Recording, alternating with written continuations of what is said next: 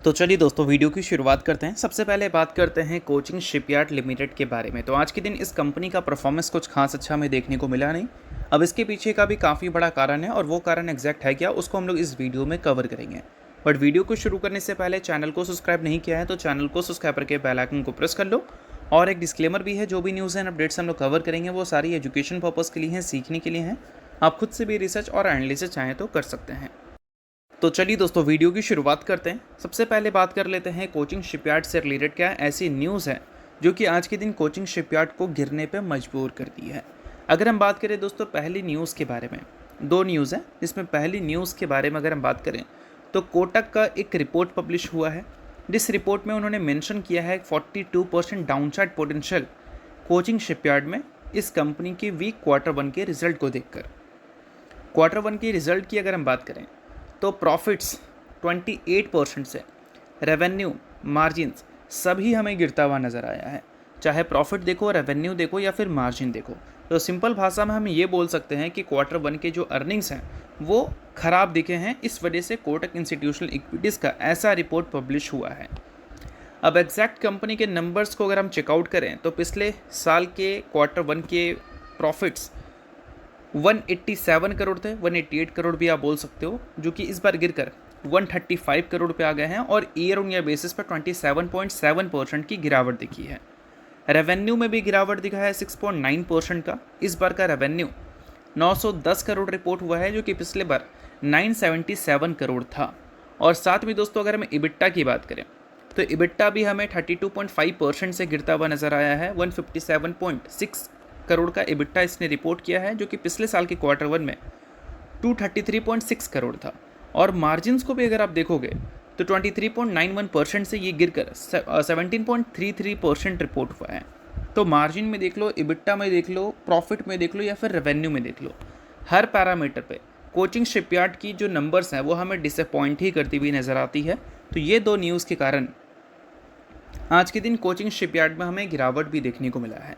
और coaching shipyard पिछले एक साल से ही स्ट्रगल कर रही है अपने रेवेन्यू एंड प्रॉफिट को ग्रो करने में, और इसी वजह से पिछले एक साल से कंपनी का जो परफॉर्मेंस है वो हमें ख़राब ही देखने को मिल रहा है। और इस Q1 में उसी परफॉर्मेंस को कंपनी ने रिपीट भी किया है। और इस कंपनी के लेटेस्ट शेयर होल्डिंग पैटर्न की अगर हम बात करें तो यहाँ पर फॉरेन इन्वेस्टर्स के स्टेक्स रिड्यूस हुए हैं, डीआईएस के स्टेक्स इंक्रीज़ हुए हैं और पब्लिक के स्टेक्स हमें थोड़ी सी रिड्यूस होती हुई नज़र आई है। तो डीआईएस पिछले क्वार्टर में स्टेक्स रिड्यूस की थी और एफआईएस इंक्रीज़ की थी, बट इस क्वार्टर में दोनों उल्टा की है। तो ये सारी चीज़ों को आप नोट डाउन कर सकते हैं अगर आप कोचिंग शिपयार्ड के इन्वेस्टर हैं। और गिरावट के रीजंस को तो मैंने आपको समझा ही दिया है। अब दोस्तों वीडियो में आगे बढ़ने से पहले बात कर लेते हैं सेबी रजिस्टर्ड रिसर्च एनालिस्ट के टेलीग्राम चैनल के बारे में, जिसका लिंक आपको डिस्क्रिप्शन में दिख जाएगा। लिंक के थ्रू जाकर चैनल को बिल्कुल फ्री में आप ज्वाइन कर सकते हैं। यहाँ पर multiple company like Infosys, Reliance, BSE जैसी बड़ी बड़ी कंपनीज़ के टेक्निकल्स प्रॉपर एनालिसिस कर अपडेट किए जाते हैं, जिसको चेकआउट कर आप ये समझ सकते हैं कि आने वाले कल में क्या एक्सपेक्ट इन कंपनी से किया जा सकता है। और साथ में सेबी रजिस्टर्ड रिसर्च एनालिस्ट का टेलीग्राम चैनल है, तो उनके कॉल्स एंड रिसर्च वगैरह भी देखने को मिलते हैं, जिसको भी आप चेकआउट कर सकते हैं। तो लिंक आपको डिस्क्रिप्शन में देखने को मिल जाएगा। लिंक के थ्रू जाकर चैनल को बिल्कुल फ्री में आप ज्वाइन कर लो। तो चलिए दोस्तों बात करते हैं अगली कंपनी के बारे में। तो अगली कंपनी का नाम है CDSL यानी कि central depository services India limited. आज के दिन CDSL का परफॉर्मेंस अगर आप देखोगे तो थोड़ा अच्छा आपको देखने को मिलेगा। 0.8 से लेकर 1% तक की तेज़ी आज के दिन हमें CDSL में देखने को मिली थी। अब ये तेज़ी के पीछे के रीजंस को भी समझेंगे, बट फिलहाल CDSL 52 वीक हाई से 19.4% हमें नीचे दिख रही है। इसके रीजंस हैं, पिछले एक साल में CDSL के जो अर्निंग्स हैं वो वैसे ग्रो नहीं की है जैसी ग्रो हमें होती हुई दिखती थी।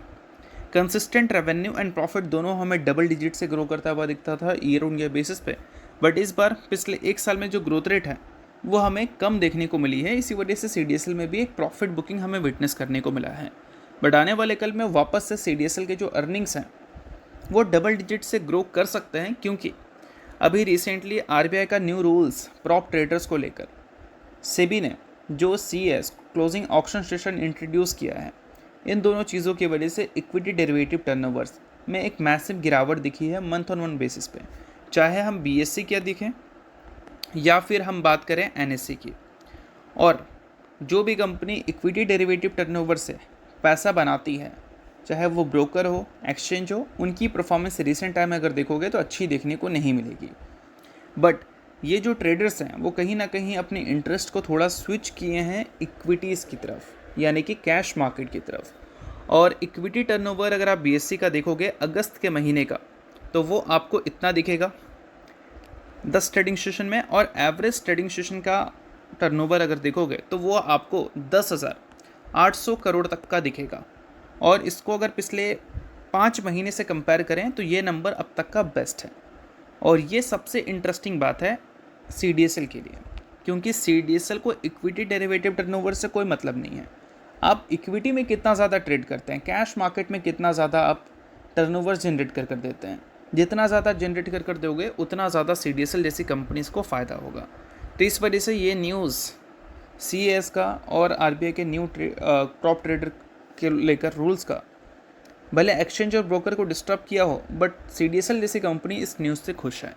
और दोस्तों साथ में अगर हम जुलाई के महीने के डिमेट अकाउंट एडिशन के नंबर को अगर हम देखें तो वो भी नंबर 6 मंथ हाई पे हमें देखने को मिल जाएगा। इंडिया का टोटल जो डिमेट अकाउंट ओपनिंग का नंबर है, मतलब डिमेट अकाउंट का नंबर है वो 234.4 मिलियन है, यानी कि 23 करोड़ लगभग।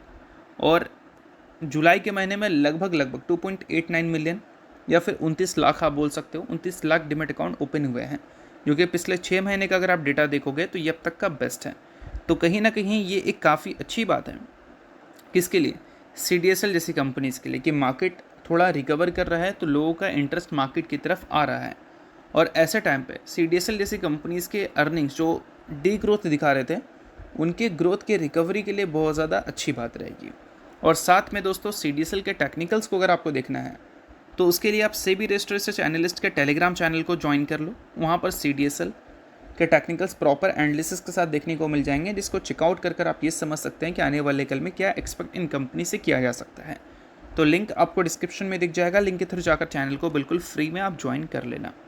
और CDSL के लेटेस्ट अगर हम शेयर होल्डिंग पैटर्न की बात करें तो यहाँ पर FIs ने अपने स्टेक्स फिर से रिड्यूस किया है। DIs के स्टेक्स स्लाइटली अप हुए हैं, बट जितना रिड्यूस किया है उतना DIs ने स्टेक्स नहीं इंक्रीज़ किया है। इसका मतलब ये है कि फॉरेन इन्वेस्टर्स का कन्विक्शन इस कंपनी में कम है।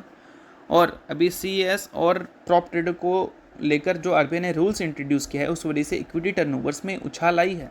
तो देखते हैं कि आने वाले कल में FIs इस कंपनी से ग्रोथ एक्सपेक्टेशंस में थोड़ी चेंजेस लाती है नहीं, क्योंकि वो सारी चीज़ें CDSL के अर्निंग्स में इम्पैक्ट तो पॉजिटिव डालेंगे। तो उससे देखते हैं कि FIs की वापसी होती है या नहीं। और पब्लिक के स्टेक्स लगातार बढ़ रहे हैं, जो कि एक अच्छी बात नहीं है, बट आगे चलकर देखते हैं इंस्टीट्यूशनल कैसा इंटरेस्ट इस कंपनी में दिखाती है। बाकी अगली कंपनी की बात करें दोस्तों, तो अगली कंपनी है आस्था स्पिनटेक्स। हाल ही में दोस्तों 1:1 के रेशो में कंपनी के बोर्ड ने बोनस अप्रूव किया है। रिसेंटली कंपनी लिस्ट हुई थी और लिस्टिंग के बाद ये कंपनी का पहला बोनस है, जिसमें कंपनी एक शेयर के बदले अपने इन्वेस्टर्स को एक इक्विटी शेयर देने का फैसला कर रही है। तो अगर आप इस कंपनी के इन्वेस्टर हैं तो बेशक इस न्यूज़ को आप नोट कर सकते हैं, इन्वेस्टर नहीं आप इग्नोर कर सकते हैं। न्यूज़ थी इस वजह से मैंने बता दिया, बाकी ये किसी भी तरह का रिकमेंडेशन नहीं है। तो होप करता हूँ ये वीडियो आपको अच्छा लगा होगा। वीडियो लाइक कीजिए, पहली बार सब्सक्राइब कीजिए। वीडियो के लिए बहुत बहुत शुक्रिया।